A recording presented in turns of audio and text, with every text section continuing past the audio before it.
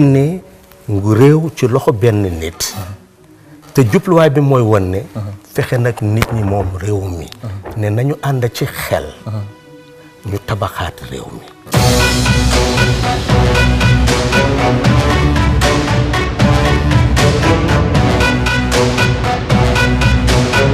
Tegabi Moy, you want to be humble and everything. Why you are not an ordinary minister in this cabinet? That's true.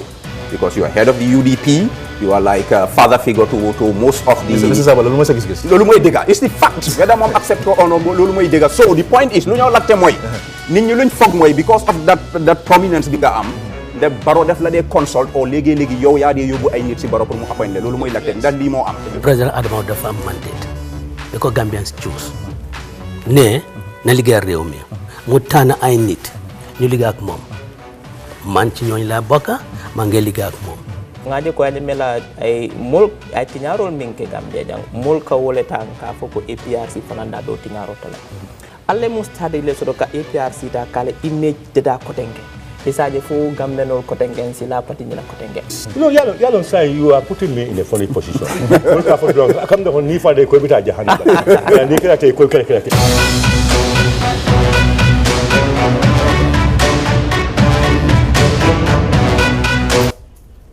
Assalamualaikum mbokk yi di seetaan li nga xam ne mooy gis-gis tey mooy first time ñu ñëw fi nga xam ne mooy Fatou Network man la Ansou Diak seen xarit ak ki nga xam ne mooy of course Dr Ismaila Cissé ak Mamadou Sabally tey nag dañoo ñëw ñu waxtaanee ci li nga xam ne mooy lu demalee kii ci wàllum politique yi Gambia because gis nañ ne there are a lot of political parties yoo xam ne ñu ngi image gis nañ political party yoo xam ne tamit diggatuñ gaay ci diggante bu yàgga bi nga xam ne tey dañ bëgg a ñëw maanaam faram-fàcceel waxtaan ñu seet lan moo cause loolu yëpp te tamit gis nañ fu mu nekk nii gis nañ ne problème yu bëri mu ngi xew ci li nga xam ne mooy dëkk bi am na lu bëri li nga xam ne mu ngi demee ko ci wàllum comme gis nañ fi ministres yi ak yooyu noonu ñu ngi tukki ñu ngi bëgg a question loolu xool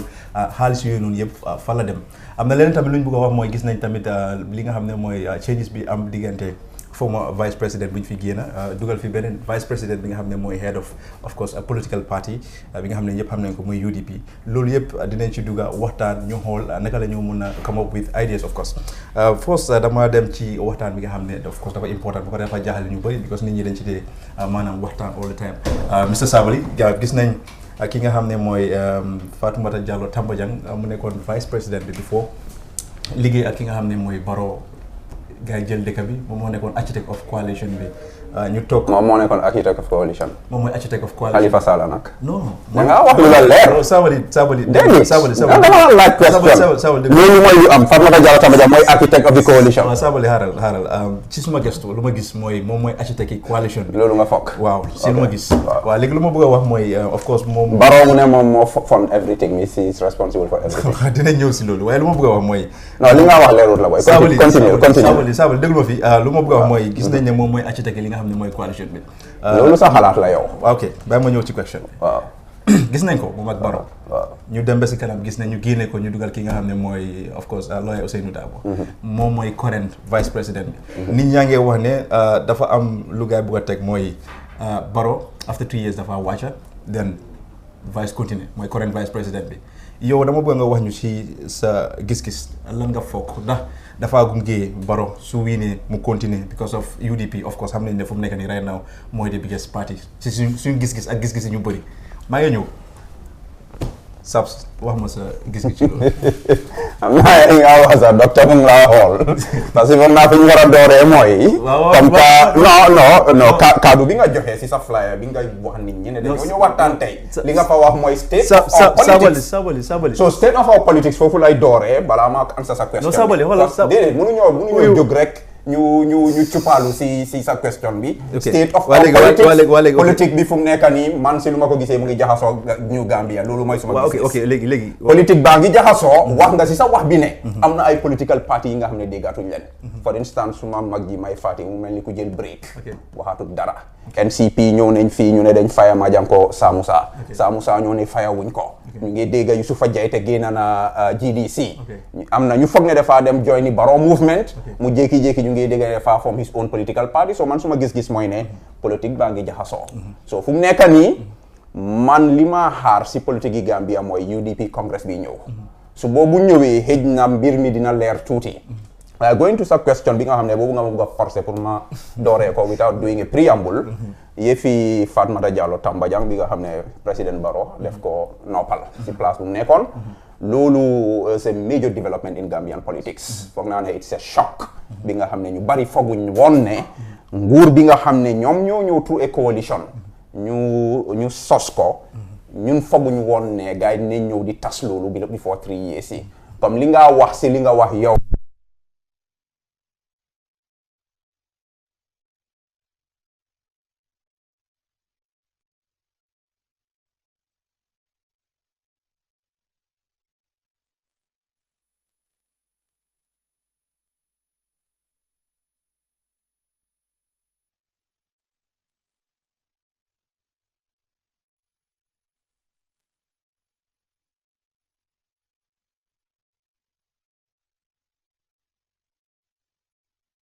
lu nekk beneen jéego boo xam ne lu am solo la parce que ñëpp xam nañ ne UDP is the biggest political party in this country so pour jël seen jiit bi di lawyer Ousainou Darboe nga def ko vice président te ñun ñëpp xam nañ ne UDP lu ñu bëgg a mooy UDP led government te fu mu nekk nii su ñu jot a gis su loolu na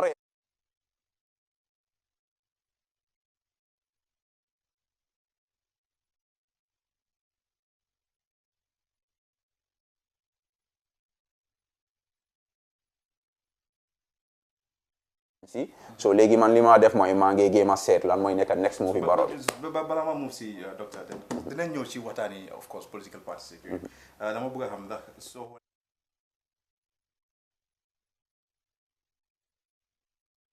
laa gis si cabinet bi waaw bu defee reshuffle bi daal nit ñu ees yu mu fa isi man si lu ma gis daal Barrow pare na pour take charge of the cabinet make na move am it makes sense from the beginning maa ngi observe naka la moo play out. Okay. And you think that will help him? I think yes, definitely. Pour njiit daal war ngaa am kaddu su dee isi nga ay nit ñi nga xam ne nit ñi dañ am yaakaar ne ñooñu dañ laa déggal di la déglu di la doxal ni nga bëgg mu doxee loolu is good for him. Perfect. Docteur dama bëgg nga ñu wax ñu si sa gis-gis ci lu ma laajte nii mooy gis nañ fi vice ànd ak Barrow lu yàgga ñu gis kii nga xam ne mooy Ousainou Darboe moo jiite li nga xam ne mooy UDP nit ñaa ngi wax ne Barrow of course dafa bëgg a step down after 3 years si seen yaay gis-gis non seen gis-gis mooy dafa teg saay pour mu step down then after lawyer Darboe continuer li nga xam ne mooy nguuri dëkk bi then ñeneen ñaa ngi wax ne dafa gunge ki nga xam ne mooy Barrow pour mu gën a mun a am nit because UDP gëm nañ ne mooy the biggest party waaw jërëjëf Ansou jërëjëf maa ngi leen di nuyu maa ngi nuyu suñ seetaankat yi ñu am na ñu ngi kër di ñu seetaan ba Gambia ak si diaspora bi di leen wax ne gis-gis ñëwaat na ñu ngi gërëm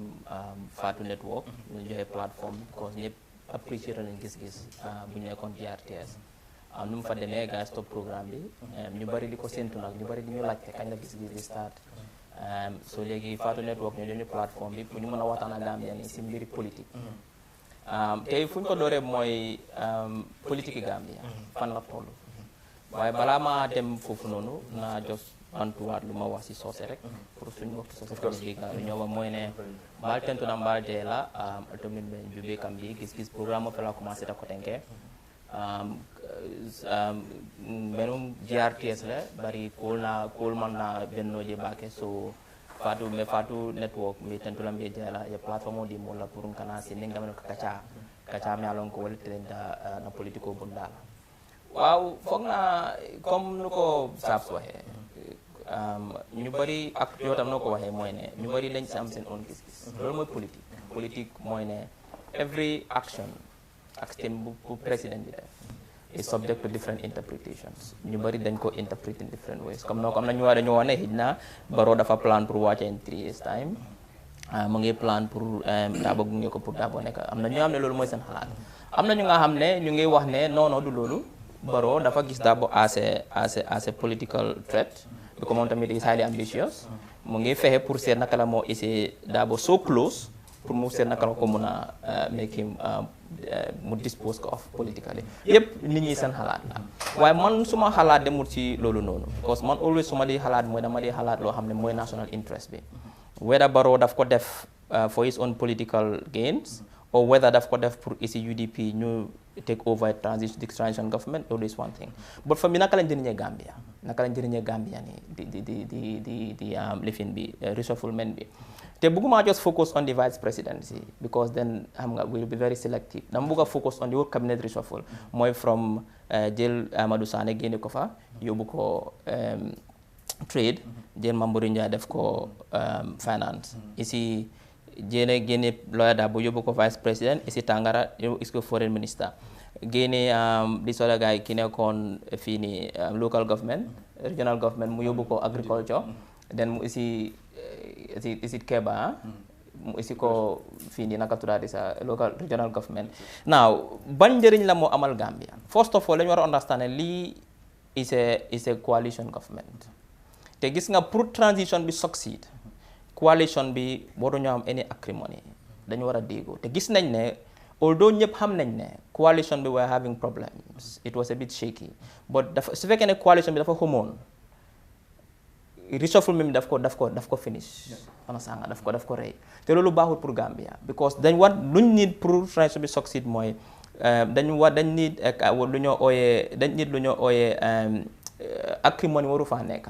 Dañ war a am déggu dafa war am si coalition partners yi waaye ñun gis nañu depuis si njëlbeen bi coalition bu ñu sosee ba léegi si jàmfaa rek la gaay dëkk jàmfaa rek. non but soo waxee jàmfaa as in because ñu gis nañu OJ Jallow part of coalition bi la bokk of course. gis nañ ñu delluwaat bu dem si OJ ñu delluwaat si beginning bi Halifa Sallah rôle bu mu play si coalition bi is ñëpp a ko wax du Gambien rek di whole world wax nañ ko bu gars yi nekkoon Sénégal nekk foofu noonu Halifa Sallah moo fi des di kaam Gambia nii ñu bugg a daw sax ñu bari ngi bëggoon a dawuñ because of Halifa Sallah soo déggee baatam si radio bi rek dang di kaam. He played a very instrumental role pour ensure ne Gambian si dal ak woon Gambia la constitution bi wax si naka la ñoo mën a demee si impasse bi bon moom lañ njëkk a jàmfaa bu gaa non ma ñëw naka lañ ko jàmfaa waaw ma ñëw non before loolu dafa nanka Halifa Sallah bu gaa waxee ne Jammeh dafa toj Central Bank mu yóbbu xaw ma $50 million xaw ma am nag amende bu may faati ak ñoom Baro waxum Sénégal lu tax ñu wax ko ñoom ñoo xam Halifa Sallah nañ ànd ak dal fii ko si nii mënuñ koo jos waxee noonu foog ñu confirm Halifa moo jël IGP bi at that time Sonko ñu dem ñu wóor ñu make sure ne Central Bank is secure ne tojuñ Central Bank bi léegi ñaata xaalis moo missing luñ mën a tuub rek wax ko because xamuñ mu ne nañ ànd ak dal balaa ñu wax loo xam ne ëllëg duñ ko xam lu ñu njëkk a def woñ ko dañ ko faya as spokesperson foofu la commencé foofu la jàmfaa bi commencé du foofu non foofu la commencé may faati si boppa amaara ma ñëw may faati si boppa mu annoncé ne daaxaan nañ Halifa Sallah as coalition spokesperson man foofu la problème bi commencé man suma gis-gis waaw waaye foog loolu may waxam rek la because may amul di authority pour fire Halifa Sallah bon su fekkee ne may waxam rek amul di authority su ko waxee ñu am di authority war nañoo counter wax may ne war nañ ko put into wala ne bul wax loolu li coalition la so man loolu noonu man am nga point ok quickly Sabally fu mu nekk nii right now gis nañ nit ñaa ngi ñaxtu di wone seen naxar ci lu demee ni kii président bi because ñu ngi gis ne si suma gis-gis ak lu ma dégg ci dëkk bi ne nit ñi fi ñu ko foog ak fi ñu ko doon yaakaar foofu la doon yóbbu dëkk bi demeewut fa noonu léegi yow si sa gis-gis foog nga ne noo gisee situation bi nu moo demee nii of course gis nañ political parties yoo xam ne ñu ngi fi but then right now ku ñu gis mooy Mama Kandeh ak PDOIS Halifa Sallah ak yeneen but then let's say APRC nag non waaw ok of course APRC doy ak tamit ak ki nga xam ne mooy GDC Mama Kandeh parties yi lañ fi gis ñoo xam ne mën nañoo challenge of course am current government bi I don't know nuñ ko woowee nag coalition la wala but then yow na nga gisee Barrow 2021 sa question bi dafa jaxasoo de sëñ bi wax ma noo gisee Barrow 2021 Barrow 2021 question bi mooy ne sax ndax dina egg 2021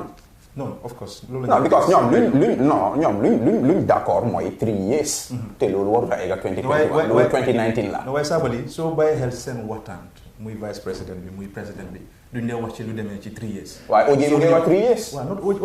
OJ of course and it's a very important part of the coalition waaw important figure la waaye dañoo wax mooy right now yow wax ma na nga gisee ki nga xam ne mooy Barrow 2021 non wax naa la si njëlbeeni kaddu bi ne politique Gambia mu ngi jaxasoo fu mu nekk nii and docteur laal na si di main reshuffle not just the vice presidency parce que génnee OJ from nguur gi loolu c'est a big move c'est a tectonic shift in the politics of the coalition so léegi man li ma doon wax noonu maa ngi doon xaar ba UDP Congress because UDP they are the biggest player here. Pour ma mun a seet luy xew. da nga bëgg a wax ne da nga bëgg yow sax kon da nga bëgg a wax ne UDP ñoom suñu tegee Barrow den Barrow dina win. Man waxuma loolu. su dee loolu ngay walaat bu xalaat wax ko rek ngay léegi la. non léegi kon wax ma 2021 Barrow is going to be the decider. Because fu mu nekk nii nit ñaa ko accuse ne dafa bëgg a set up his own political party mu ngi am Barrow Youth Movement UDP ñu ngi masla waay neexut leen. This is the fact. So léegi man 2021 ma ko gisee mooy it will depend on ndax UDP dinañ jël Barrow def ko seen flag bearer. suñu defee loolu then Barrow pour mu succeed boppam is almost guaranteed. Because I believe the UDP am na that power. Barrow am na that public sentiment bu ko mun a push. su dee nag Barrow ak UDP d'accord wuñ kon géew bu tas la kenn ku nekk mun na koo win. ok sa gis-gis man suma gis-gis mooy 2021 is 3 years 3 years ahead. dama bëgg ñu wax léegi lu sonal Gambian yi. non bu ma yóbbu 2021 fekk xaaral ma ñëw non bu ma yóbbu. dama bëgg rek nga jox ma foofu noonu sa dama bëgg léegi maa ngi ñëw waa balaa maa ñëw foofu non dinaa fa ñëw waaye dama laa wax ne balaa ñoo dem di xalaat na Barrow dafa taxaw na du taxaw nañ seet Barrow major promise yu mu defangum depuis bu mu toogee ba léegi ndax fulfill na ko ak naka la Gambie nekk di dundee ak expectation yoo xam ne docteur loolu yëpp si line bi loolu yëpp si line bi lu ma bëgg mooy dama bëgg nga jox ma sa gis-gis loolu is important because right now comme sama gis-gis because nit ñi ñu ngi wax lu bëri ne kii dafa step down 3 years loolu of course is very important pour nit ñi xam na dafa wàcca 3 years bi wala dafa continuer because xam nga Ansu Jaag yaa ma laaj question yoo xam ne xaaral ma ñëw Ansu defal na nga yaa ma laaj question yoo xam ne man mënuma koo answer mënuma laa wax Barrow dafa na du step down because man dama ngi ñëw mënuma laa wax tamit in 2021 na dafa taxaw na du taxaw man lu ma laa mën a wax mooy ne lan mooy nekk di implication kon la mooy sa question dañ nekk di wax about current politique Gambia maanaam politique Gambia léegi lu ma bëgg a xam mooy na nga gisee Barrow in 2021 loolu lañ nekk di wax questions yëpp nañu after comme gis ko si naka comme si naka waaw ok nañ faate léegi lu ma bëgg a mooy nañ dem because dafa mel ni dama bëgg a question bi clair so mënuma answer question boo xam ne clair wul because mën naa wax loo xam ne honest dama bëgg a question bi clair loolu laaj docteur question mën naa la pour laajte clarification lu naa mooy tey docteur dafa mel ni bëggut a wax as a politicien mu ngi bëgg a wax as a development boo wooka lan moo sonal Gambian seeg yooyu boobu nañ ko bàyyee Halifa Sallah lu Ansu di wax mooy 2021 ndax dinañ gis candidate Adama Barrow standing for presidential election ndax dina gagné te yooyu ok ndax dina gagné ndax du gagné loolu noonu man mënuma koo xam ndax dina tax waaye comme lu ñoo nekk di gis so far xam nga ñun as academics ñu we observe dañoo observe from those observations ñu mën a nekk suñ deduction dañu loo ko wax ñu mën a ok léegi nu moo demee ni all indications are that Barrow mu ngi am the intention to run again in 2021 loolu lañ gis waaye bool bu ma la waxee ni politics is dynamic like 1 year in politics is a long time mun naa change because soo remember yi Barrow bu mu ñëwee di first 3 months lu mu ñu woon ne man businessman la I mean dama follow coalition bi after 3 years dama wax dellu suma business ak 6 months later lu mu doon wax dafa totally different so Barrow mun naa wone all the indications ne dafa taxaw 2021 then 2019 2020 jot dynamics bi shift mu change maanaam so loolu moo tax pour nga make so certain kind of predictions in politics that they always difficult but based on lu ñu gisangum so far based on Barrow's rhetoric based on lu mu dee wax his actions it seems as if man lu ma gis mooy ne suma gis mooy ne he wants to run again in 2021 now ndax dina win ndax du win has to do with a lot of factors. One more, to what extent has Barrow succeeded in the whole transition project? Because Barrow has promised a lot of reforms during the transition. The reforms, they succeed. The National Development Plan. From the Gambian sange by hell. Feel like I Brussels. We know it's a pledge. ñu xamuñ ñu nax Gambien ne ne kaay leen dem teru ji Barrow airport mu ngi ñu wax xaalis bu bari boo xam ne su ko dugalee si dëkk bi fu mu nekk ne ñun chaque jour every day nañ fi naan meew nañ lekk benn ci waaye fekk loolu amul so Gambie ñu ngi toog ñoo ngi kon di xaar 2021 because NDP bi is 2021 2018 to 2021 su 2021 jotee nit ñi feeluñ the impact of the NDP ak xaalis bi nit ñi gisuñ ko on the ground then he has a problem. So it will be very difficult to convince Gambians otherwise. Secondly, we've seen a tendency to Barrow Bohamne. He's not a man of his words. so to speak. In the sense mooy ne promise yu mu def yëpp so far mu ngi religion dem. The first promise mooy ne to make sure ne coalition bi is intact. ñu gunge coalition bi gis nañ ne nu moo fayee coalition partnership boo xam ne so léegi fu mu nekk nii a man like that suñu 2021 pour mu mën a convince dem jox leen ma a second chance dina bi it will be very very very difficult. ok man suma gis. thank you very much that's a good point. léegi Sabally nañ ñëw ci wax bi nga xam ne nit ñaa ngi koo jooy mooy gis nañ government bi right now ñu ngi wane about 230 ci lu ñu wane I think 230 millions ne loolu la gars yi spend ci seen ay tukki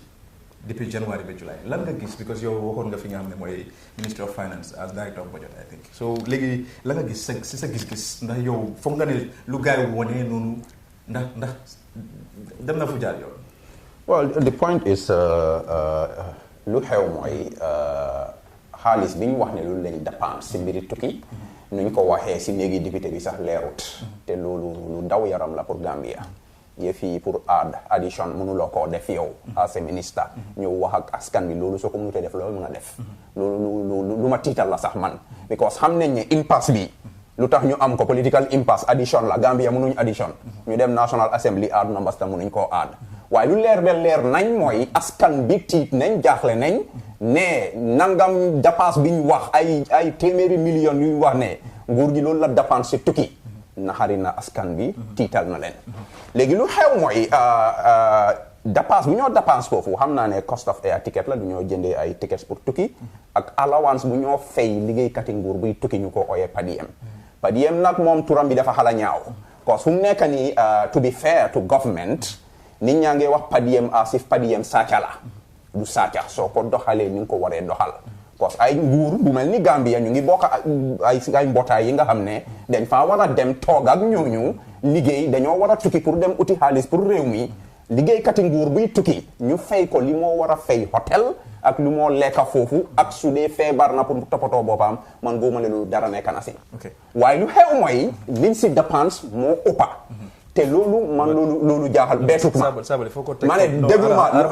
non lii suma area la ansu non lii suma area non lii foog ma leeral ko doo ma mun a code midway da nga ma laaj question maa ngi answer question bi daay baatuma lu xew mooy dépense bi dafa bari te man loolu beetut ma because civil servants dañ dee abuse travel ak per diem dañ ko dee doxalee di nga xam ne warut a mel noonu xam naa ne Yaya Jammeh lu mu fi nekkoon ak luñ ko ŋaaña yëpp daf ko contrôle to the point ne ministre sax doxuloo tukki bi duloo Yaya Jammeh ne lii lay fii lay dem lii laa faa dem tukki Yaya Jammeh mooy toog seet ndax yow war ngaa tukki ndax waruloo tukki because mu ngi contrôle expenditure bi ñoo xam ne boobu la ñoo doy man toog naa Yaya Jammeh cancel trip yi Aïssatou Ndiaye Seydi na doog tukki because sa tukki bi amul njëriñ pour dëkk bi fu mu nekk ni nguur bu ees bi bu mu ñëwee dañ xaw a bàyyi seen loxo ñu ne démocratie lu neex waay def gars yi abuse loolu mooy lu xew te the solution is pour Barrow contrôle tukki yi su dee dafa delegate responsibility bi mu jëlaat ko mu contrôle gis ne kuy tukki dafa nekk tukki bi am fula ak fayda ak solo ñu mën a contrôle léegi Sabally si sa wax dafa mel ni da nga bëgg a wax ne Barrow moo war a take in charge of loolu ba pare tamit ñoo xaral because da nga ne Yaya Jammeh loolu la doon def te Yaya Jammeh di seen passing boobu noonu lañ wax ne moo jël xaalis si dëkk bi yëpp dem how about su dee Barrow tam dafa def the same thing dafa def lan the same thing non Barrow gisanguñ loolu si moom non dama la wax non gis doo mën a mooy solution bi non pour man contrôle la contrôle bi kan ko war a def Barrow moo ko war a def yow you think ne loolu mooy ay believe ne loolu dina am impact si loolu docteur sa gis-gis ama suma gis-gis mooy ne xam nga ansu dañu war a ñu serious réew caaxaan du ko dee yóbbu réew liggéey moo koy yóbbu gis nga tukki yu bari I mean man bu ma ko gisee I feel bad ne Gambian si ak nuñ sonee especially at bi ak at yu passé nii Gambian si sona nañ trop nga gis tukki yoo xam ne du isil benn njëriñ Gambia tukki boo def nguur tukki buñ def rek dafa war a isil Gambia njëriñ any tukki boo xam du ñu isil njëriñ te mun naa laa wax ne ñu bari seen tukki lu useless tukki la di nekk waruñoo dem sax dañoo dem da nga bëgg wax si number of people yuy dem non even am na tukki yoo xam ne once am na tukki yoo xam ne conférence yoo xam ne duñ fa dee am any input any output dañoo dem man am talking about loo xam ne daf ma uur dañoo dem sign ne Gambia represent na rek ñu ngi si high street o ñu dem seen boppay service da leen di supp suba kanja nelaw ba time after ñu ñib si collect seen padaaya understand so léegi man I don't agree with Sabally ne Barrow moo ko war a control lu ma agree mooy there must be a policy xam nga everything soo ko bëggee soo bëggee da nga centralize power soo bëggee ne ok for example tey let's say ñu ngi abuse diplomatic passport issues ñu ne Barrow control ko mu centralize ko te padayam Barrow dañoo start di seen di jox Barrow powers yoo xam ne after du ko mën a handle man lu ma gëm mooy ne there must be a policy a strategy boo xam ne mooy control tukki yi ndax dañoo amee kind of a special office boo xam ne any tukki bu war a def da nga war a justify fan ngaa dem dafa uti maa ngi ñëw xam nga it doesn't mean ne amul njëriñ mooy ne mënuñ koo revitalise mooy ne ñu am a policy boo xam ne anybody kuy tukki da war a bind fan ngaa dem ñaara fan nga faa def ak lan mooy njëriñ te la moo isil Gambia on a sang ba pare buñ joxee padaya bi because it's very easy nañoo meg soo ne ñu uddal gaa ay visa card foo dem nga use ko on a sang pour non dama la jox man loolu laa foog daal ne anywhere fooy dem ñu contrôle ne this office moo leen a buggal fooy dem stay so yow duñ ko bàyyi sa loxo dafa fekk mu nekk tukki ba dafa imba fa isil Gambia most of tukki yi nii lu dee isil Gambia dara imagine tey 230 million you guys spend ni si tukki within 6 months ñaata xaalis la isil Gambia wax ñu ko ñaata xaalis ban njëriñ la isil Gambia so man lu ma foog mooy ne dañ ko war a contrôler because tukki moom foog moom because government dañ war a déggoo di jokkoo foog suñ ñuy dem nit ñi di ñëw ba dañ ko war a contrôle boo xam ne kenn du ko mën a abuse te man believe naa ne suñ toogee man I don't have the solution to the problem mënuma laa wax ne lii moo nekk di solution but man believe naa ne with a serious leadership a very serious leadership mën ngaa toog nga isi nit ñi ñu toog ñu seet lii naka lañ ko mën a contrôler because it's a problem ne ñu ngi waste a lot of our resources on travels yoo xam ne they are frivolous travels amuñ benn njëriñ. Don't you think that for example ne maybe senior government officials yi seen salary mun na am moo baaxul to that extent moo tax ñuy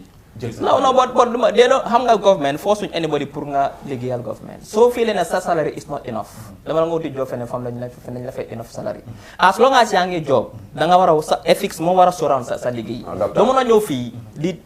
as we speak am na ministre sam ne te soo fa demee doo fa fekk ministre fa fekk permanent secretary ñëpp dem nañ ñu ngi tukki rek ñu si jawa ji rek dañoo dem ak a ñëw nii la ñoo dem ak a ñëw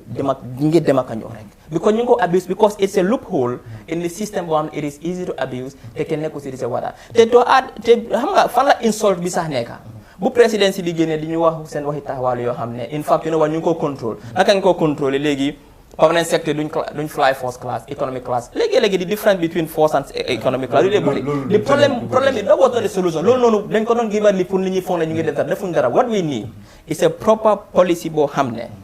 lii mooy control anything loo xam daf it has to do with official travel lii moo ko control te boobu noonu foog nga isi ñoo xam ne seen xam-xam si loolu la matière ñoo toog na la ne ñun ñu seet best practice other countries naka la yeneen dëkk yi di contrôler boo xam ne loopholes amul fa boo xam ne nit mën na ko abuse ñu seet ñu contextualiser ok ñun suñ système lii la ñu come up with a policy boo xam ne any government travel has to follow that dafa war a subscribe to that policy suba ñu mën a solve problem but right now as it is free for all la anybody ku jóg rek tukki rek am na tukki yoo xam ne sax te lu ma di gën a naxari mooy ne am na tukki yoo xam ne gino technicians yi ñoo war a dem for training dañ leen di xañ loolu noonu ministre bi di dem permanent secretary boo xam ne amu fa benn njëriñ because of padayam bi so loolu mooy issue bi so foog government bi serious dama gis ne government bi is not serious in solving most of the problems that the Gambians are facing xaw ma ndax xamuñ naka la ndax dañ on serious ndax they just don't care but the pattern bu ma nekk li gis right now is scary te Gambians yi dañu war a jóg ñu woon government bi ne ñu ngi la na fee pour ñu liggéeyal ñu te dañu war a liggéeyal waruñu fii nekk di jël suñu xaalis di ko pisis pasalum leen ne ok léegi dafa am loo bëgg a wax waaw am na fi nga joxañ docteur mu daaneel ko man loolu you have a point salary lu ñoo fay liggéeykat yi nguur yi dafa néew te loolu I'm not saying ne loolu rek is the solution but it's part of the solution kon lu ñoo fay liggéeykat yi nguur yi dafa néew torop bëgguma isi diversion nag bul ma si dugal ansu waaye xam naa problème yi social security bi gaa ngay wax ne pensionnaires yi lu ñu leen dee fay dafa néew loolu du problème yi manjang ak gaayam yi loolu is the basic pay bi ñoo fay liggéeykat yi Gambia lu ñu dee fay suñu liggéeykat yi moo gën a bon àdduna bi yëpp te so long as resolve problème boobu dina feed into other problems nala want with certainty even so fay a minister $1 million is every month ñu gis ne there is a loophole in the travel system ñu mën ko abusé state abuse human beings are noonu even it's fekkee increase nañ salary bi man lu ma suma xalaat mooy ne there must be a policy boo xam ne docteur sa policy bi fii mooy Gambia bi nga best practice bi nga wax sax ñu wax ci beneen dëkk soo ko indee fii gars yi they have 1001 ways of sabotaging the system ok nañ ñëw loo xam ne loolu laa waroon a starté sax mooy gis nañ political parties of course waxoon naa la ko waaw gis nañ loolu gis nañ political parties yi nga xam ne déggatuñ gaay gis nañ fi Mama Kandeh mu doon yëngal dégg bi déggatuñ ko bu baax gis nañ kenn ki nga xam ne tamit mooy May Fati kooku moom gisatuñ ko and then doy nit ñaa ngi am yaakaar si ñoom waaye tamit fu ñu leen nekk di séntu gisuñu leen so yow lan nga gis ak tamit li nga xam ne mooy APRC APRC non ara sabali lu ma bëgg a wax mooy lan nga gis ndax ban parti nga gis among these parties for example nga foog ne moom mun naa jël nguur bi 2021 ak si parti yëpp nekk Gambia fii apart from UDP lu tax nga génne leen si kontaan ma si UDP because UDP dafa mel ni suma analysis mooy UDP is the biggest party as things are, unless there is a major shift in the political firmament, UDP is gonna win. Why? UDP, Gambia fee, koy na be katon. No. With a new constitution bu ñëw. Boo xam ne. By hook or by crook. Mu neex leen mu naari leen. Absolute majority dafa nekk ci constitution boobu te loolu dafa am ba nga constitution yi Gambia bu ñu defar nii kenn duñu ko impose ñun ñooy wax lan moo fa nekk ñun Gambien yi ana very ñaarama rek gis nga constitution bu es bu ñëw nii kenn duñu ko impose anything loo xam ne moo nekk di national interest boobu la ñoo def ci constitution ñun ñëpp we have to take part is our responsibility pour ñu make léegi kama ñëw rek gis nga absolute majority nga three things moo xam ne by force dafa nekk ci constitution bi man maa ko wax tey fii kum naari naka dem one absolute majority dafa nekk ku amul 50 plus 1% doo mën a rule dik doo duñ la nangu nga govern dañu add na lu constitution bi two term limit dafa nekk foofu by force mu neex leen mu naari leen 3 diaspora dañoo vote by force mu neex leen mu rey 3 dafa nekk te right now with the current political landscape nu mel nii benn party dafa am by force léegi with the absolute majority benn party munta win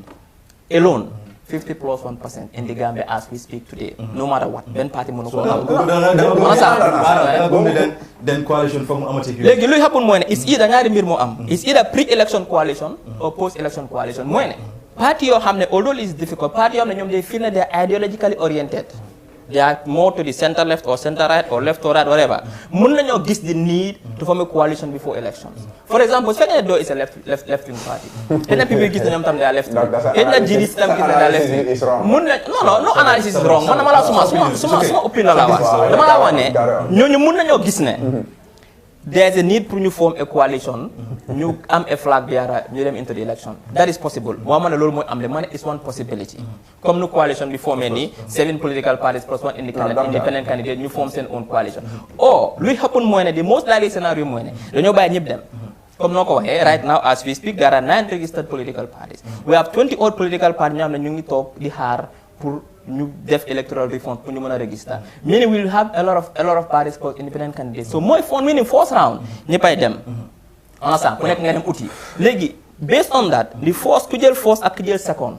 obviously ñu dem second round then xëy na coalition building bi am foofu noonu all these are likely scenarios xam ne mën naa play out in our politics but lu ma óor ba óor mooy ne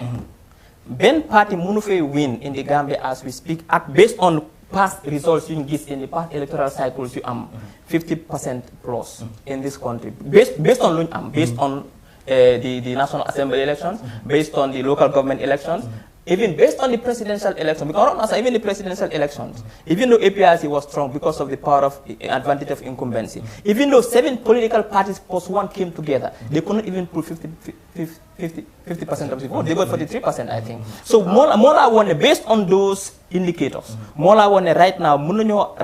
Gambia amut any political party bohamne, munna pull alone, single-handedly, more than 50% of the votes in a single election. Okay. Like Dr. Harab Sabal, bala ñu jël time bi because doctor. Li doon wax yëfi coalition ma ne àndu naa ak moom not because ne waxuma ne coalition du am de. Coalition now waaye yow si lu ko base yëfi political ideology. Non exemple la jox non misinterpréter non dama la exemple la de dama ne for example boo ma leen lu am la dama la wane ñun suñ politique bi right now ñun suñ political parties am dama la exemple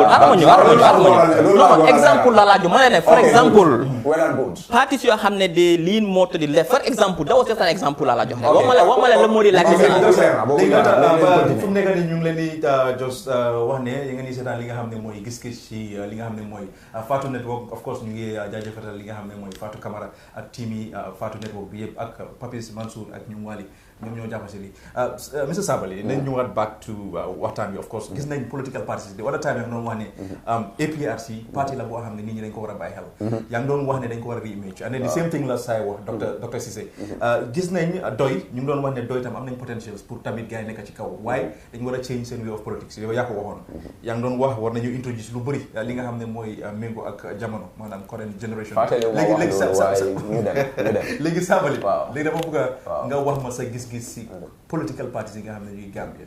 Okay, political parties as I said before UDP fu mu nekk nii ñoom ñoo lead ngum race bi waaye nag marathon la de du sprint. waaw nga soo waaye ñoo lead race bi they are the biggest base fact bank fii élection yi passé dañ frappé ñëpp romba lu docteur yi wax rek foofu mooy nekk di contentious part waaye loolu nañ ko bàyyi ba si kanam ñu seet constitution bi lan moo see génn ndax dañoo am this 51% or not loolu moom nañ ko bàyyi si kanam so UDP mu ngi fa GDC yaa ngi wax ne dañ ñoppi ba pour man de xëy na noise bi moo wàññeeku rek ba they are still active xam naa ne recent bi gars yi ngi dem foo ñi yëngal foo ñi yëpp dem attaque président Barrow ne brique project am bi Banjul Bara project Yaya Jammeh la some serious politics so GDC is doing well suma gars yi kañ PDOIS follow up la bala nga move bala yaa ngi wax si GDC because nit ñaa ngi complain fu mu nekk nii Gambia boo ñëw rek pour ñu am président boo xam ne for exemple amul degree non nit ñaa ngi koo ñaxtu nit ñaa ngi koo ñu ngi koo jooy non déglu ma léegi non ba ma ñëw Sabally léegi gis nañ of course Mama Kandeh ñu ngi ko méngoo ak Barrow in terms of education like seen level bi is all the same yow la nga gis ndax yow fa nga ne Mama Kandeh GDC si boppam ndax next election because before election bu passé ak bii di ñëw du benn to start with man li ma gëm Gambian si ku ñëw vote ak ku ñu vote they are not going to base it whether jàng nga or not non dama nga di la test sa gis Sabally bul wax Gambian si Gambian si yow yaa ngi wax Gambian si man du ma wax Gambian yaa ngi wax sax fi wali Facebook man maa la wax real politics on the ground maire yi nekk ak kiyam ak saraw ni garawol yooyu dañ am ñoom yëfi education ku leen neex na ñoo sànni okay GDC I think they are doing well I don't see them winning an election here their best bet is to make a coalition like APRC suma guy they are one of the strongest political parties. I'm not a member of the party, by the way, but I love them. So many things. You know, APRC is one of the strongest political parties. Have you ever been a member of APRC? I was Secretary General of the party. So you are a member? Yeah, I was. So you are a member? I was. You were a member? I was, yes. You were a member? I was Secretary General. So you are a member then? I was Secretary General. So answer simple question. I know you are a member then. So are you a member? I was Secretary General. Go ahead. Dr. Mama, stop. Yeah. Suma guy, I believe the doctor Limo the doctor is I'm a confidence but it's really strong, you know, by force 51% la. So they know the most likely APRC is going to be the kingmaker. Because coalition the APRC. Your career gives money self-face. I don't want to go to party. Self-face. No, I don't mean kingmaker. Not na ñom ñoy dem talk de. Why ñom king back red most likely ko may win. Wow. Can you gis pour lead APRC. Fabakary for the Angoman, I think he's doing a fantastic job. I don't have a problem with him. PDOIS, guiding Haranopi, to be honest. You know, I don't know. In fact, Halifa in particular, apart from him work recently in National Assembly, Halifa they found more people, man, so what they want to teach, so I don't know that he's being strategic because this 3-year thing, for me, is very important. It's important for OJ, it's important for the diaspora, whether Barrow with do as expected after 3. How many Halifa Lula Mohar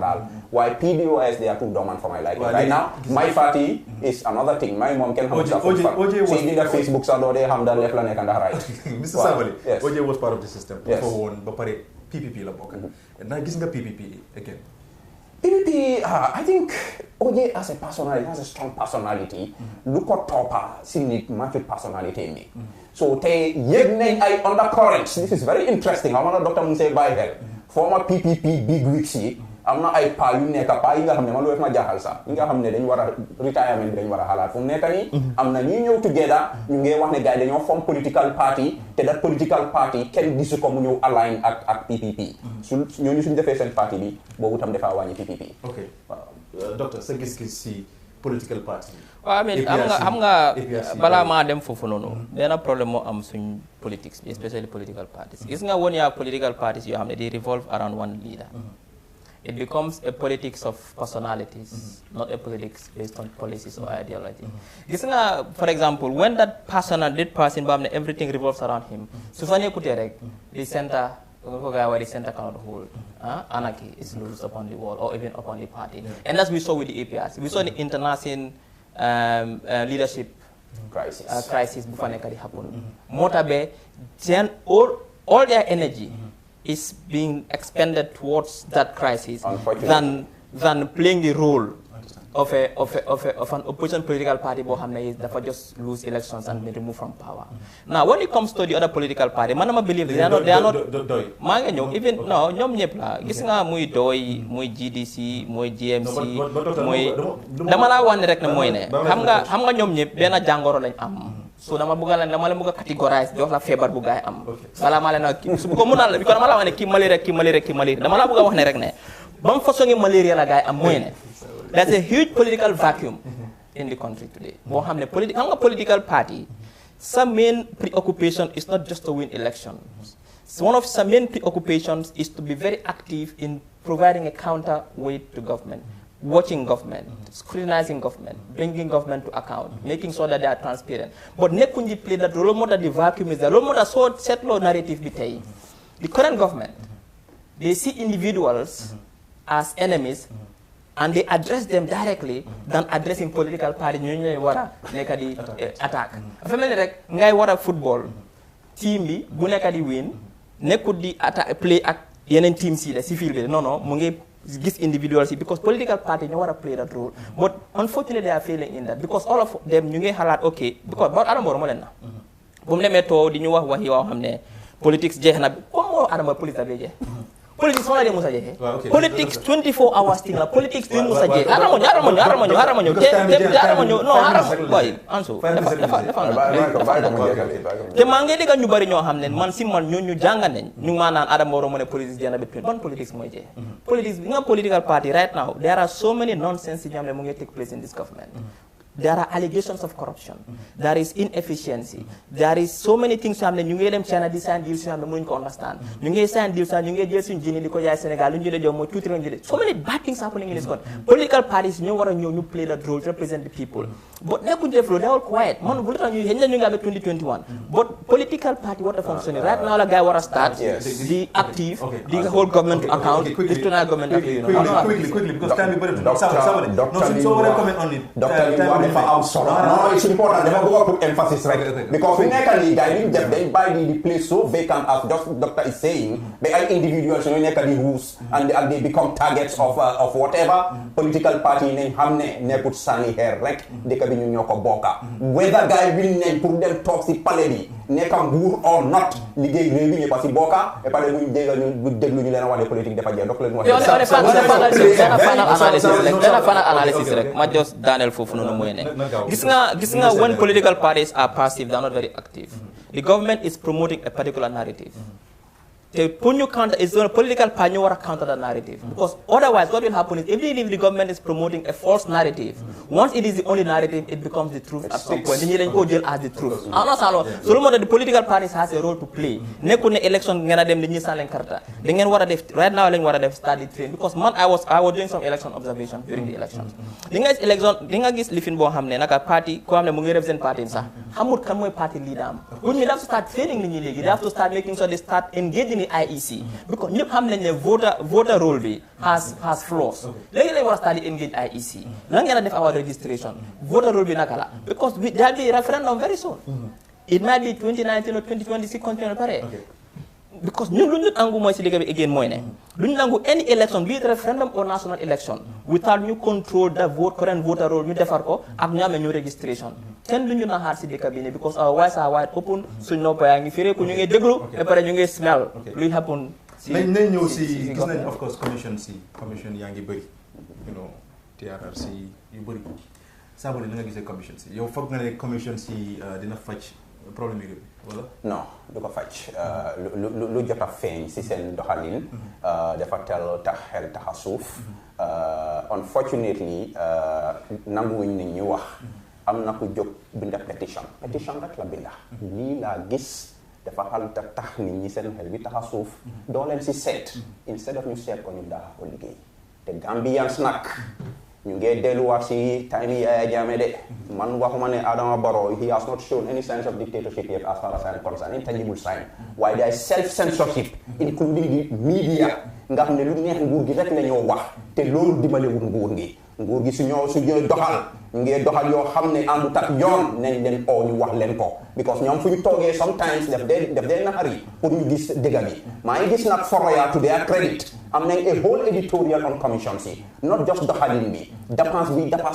commission si fan la moo jógee ndax am na ndax li mun naa continuer TRRC bi ñoo wax nii wax naa si ay wax duma si dellu waaye di second R bi réparation aduna bi Truth and Reconciliation Commission le am ñu ëpp xaalis sax ñu ne réparation dañoo compensate nit ñi ana xaalis bi yow amuloo xaalis pour doxal sa secrétariat you are still housed in another government building buñ jox nit ñi expectation ak hope bi nga xam ne duñ ko mën a fulfill dafa create problème si dëkk bi laajte bi nag lu am solo la waaye war nañ see waxtaan parce que ñu leen xam ne suñu toogee di criticize government loolu ñu ne dafa bañ government suñu toogee di criticize a commission nu moo doxee that doesn't mean ne kooku dafa bañ commission bi waaye nañ doxal si doxalin bu jub parce que ku fi jógee dañ koo ŋaañane lu mu def jubut yow soo defee loolu yow nga jow tam nga waroon ñu def lu jubali mooy lu olof di wax ku war a defar soo yaatee mu ñaaw te mu ngee ñaaw si nag nañ si bàyyi xel. ok yow pour yow Mr Sabally commission si of course léegi fu mu nekk nii am na nga jàpp ne commission yi ñoom la ñu war a jox a particular duration of time pour woon nit ñi wax nañu ne su eggee fii la ñoo pare suñ investigation bi waaw I think ne the executive parce que ñoom ñoo establish commission si nañ gën a bàyyi xel si waxtu bu ñoo jox commission si pour ñu liggéey parce que man liggéey naa commission benn liggéey kenn ko nga xaari so nañ leen jox time frame boo xam ne is reasonable bu ñu leen jox li nga xam ne dafa tuuti torop waaye suñu leen appalee li nga xam ne loolu is reasonable suñu bëggee extension nga bañ because commission yi ñu faa liggéey du free am na ñi góom ne soo gisee ñu extend xaalis leen bëgga because lu ñu leen a fay xam nañu duñ ko def am si salary duñ ko xam si business so loolu responsibility Adama Barrow la di président moom moo establish commission si na leen jox waxtu bi nga xam ne moom ak experts am yi foog nañ ne doy na su jotee whether paral leen on ñu ne leen stop leen mënu ñoo dëkk si commission for the rest of our life Jawara jógee fii Yaya Jammeh ñëw nguuram bi yëpp def ko commission mu jógee fii mu ngee ñu ngi ko commission moom pare mu nit ñaa ngee wax ne su beneen nguur ñëwee defaat ici Adama Barrow commission are we going to spend the rest of our geopolitical life in this? ok docteur no gisee commission si well I mean am nga commission si moom doo xam ne la one of the campaign promises la dinañ amee constitutional review commission comme ñu review constitution bi boobu set up nañ ko they working woon nañ ne dinañ amee commission of inquiry pour ñu investigate on the financial dealings of Jammeh ak gaaya bi ñu ngi si ko am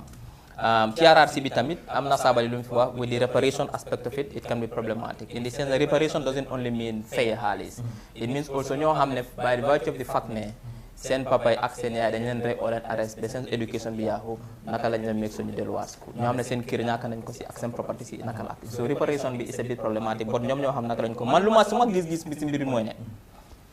lii transition bi most of it is dependent on the success of these commissions because the whole spirit of the transition ne dañoo do certain things dañoo am transitional justice now transitional justice comes in different forms am na ñoo xam ne they focus more on criminal on criminal lifi naka tudda di sa on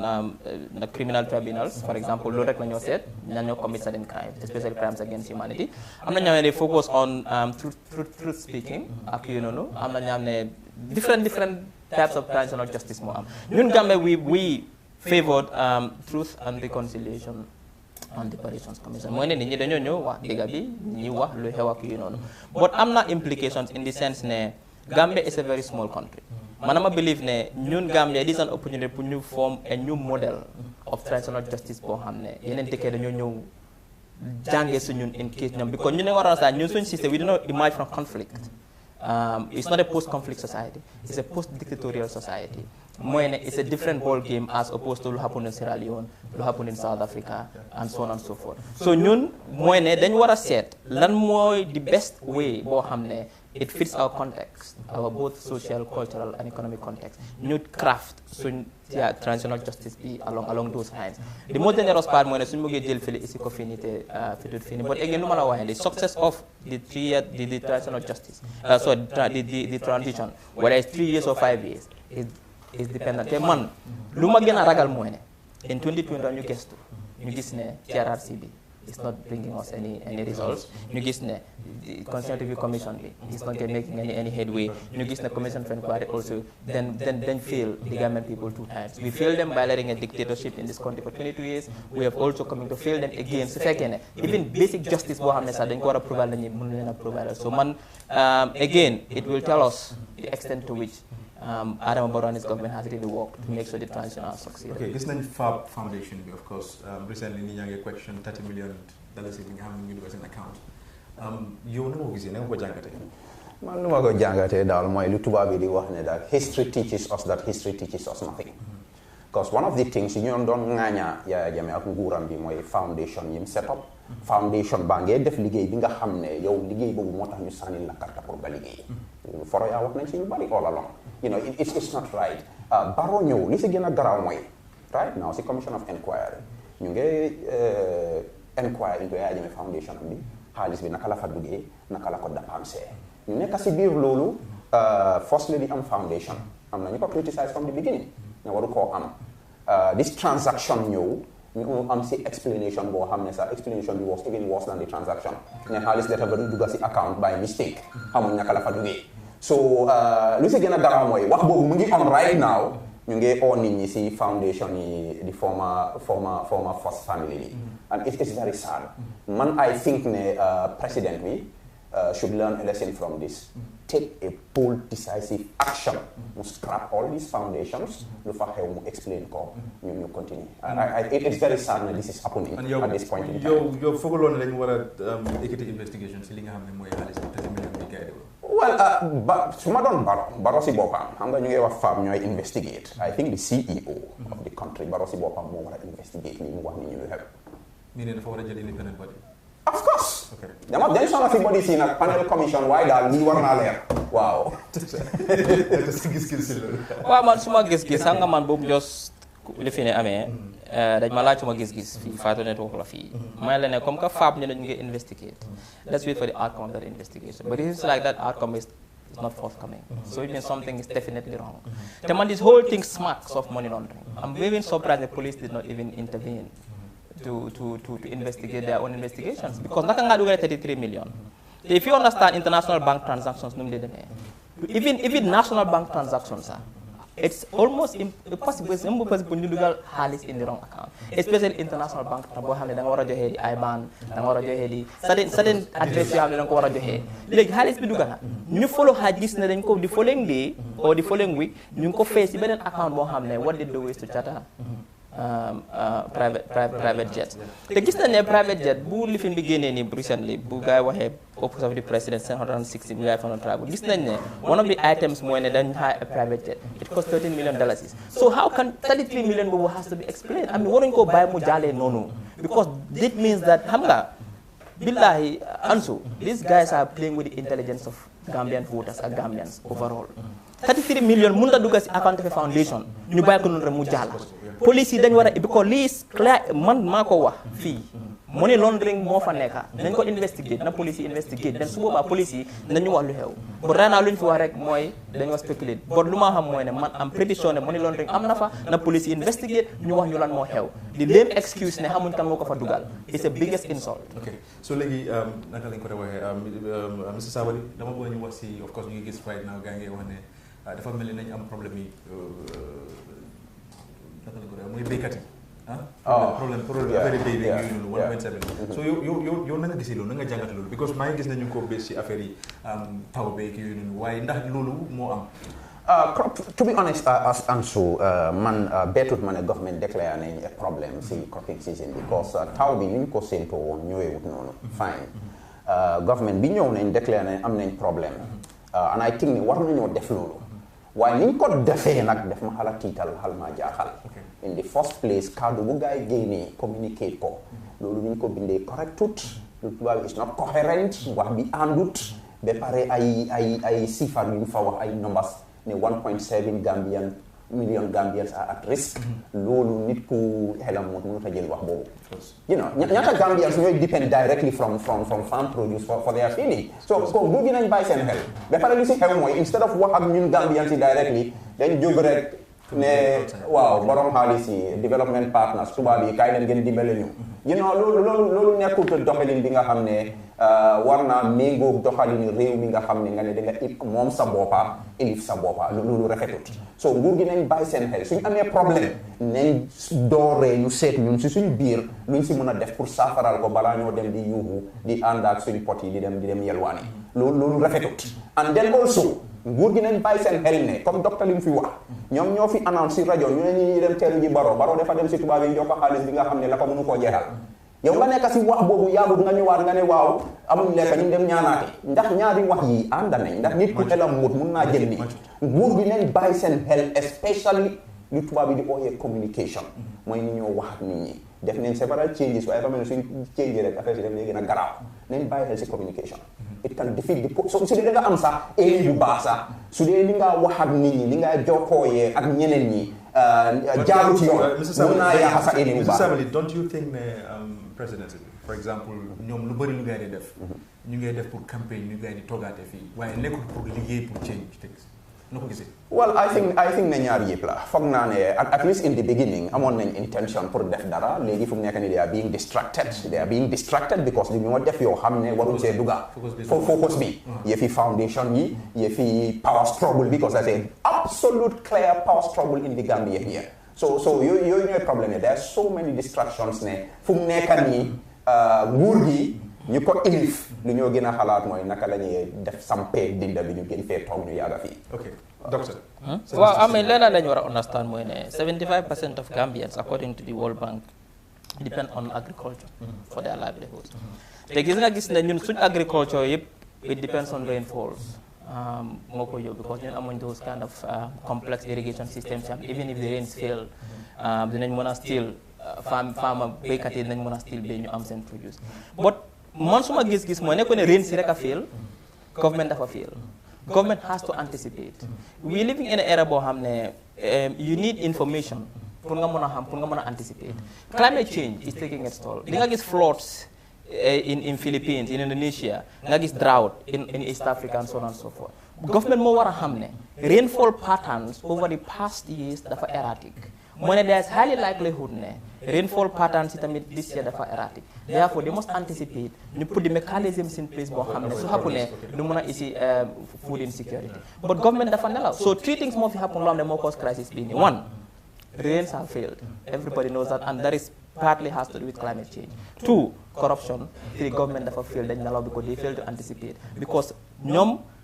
ñu ngi xalaat leneen. Ida naka la ñoo tegee seen bopp ñu gën a comforté seen nguur gi o ñu ngi tukki faale wuñ plight pharmacie te bu naa laa wax ne over ñun almost 1/3 of our GDP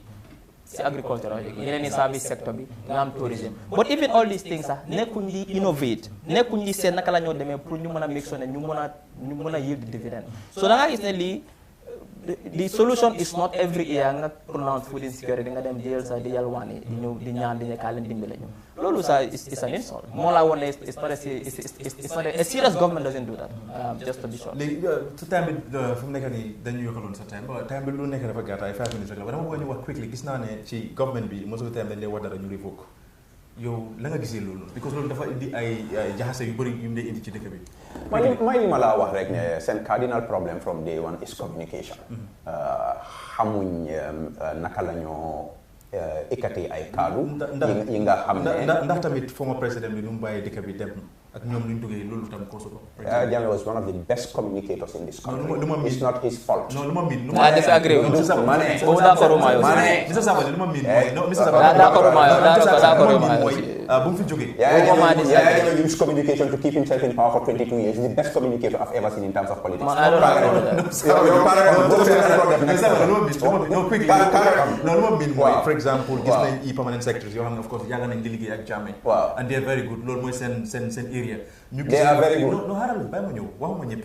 dañu indi ñeneen ñoo xam ne ñoom day fresh for exemple xamuñ lu bëri ci wàllum government ndax loolu koosul loolu tam. non ma ne Yaya Jammeh lu mu fi bàyyi fi nguur loolu moo fi nekk di same people ñoo fa nekk government bi daal especially at the center da nga wax change amul.